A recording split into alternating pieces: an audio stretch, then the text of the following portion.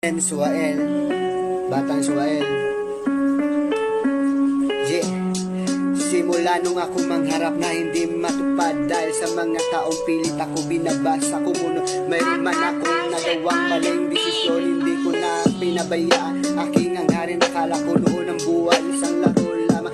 Doon ko nasabi na hanggat mayroon akong lalakaran ng magandang nagawa sa aking pagkadapa, hindi ko pinabayaan. Dahil marami nakaangat na makinig sa mga sinasabi ko, at marami na salamat din sa mga niniwala at pinasabihan na ganyan ka na, wala ka na marating dahil baliw na daw yan. Balang araw magugulat na lang kayo, yung dating inusgahan na meron na palang nakabala sa buhay.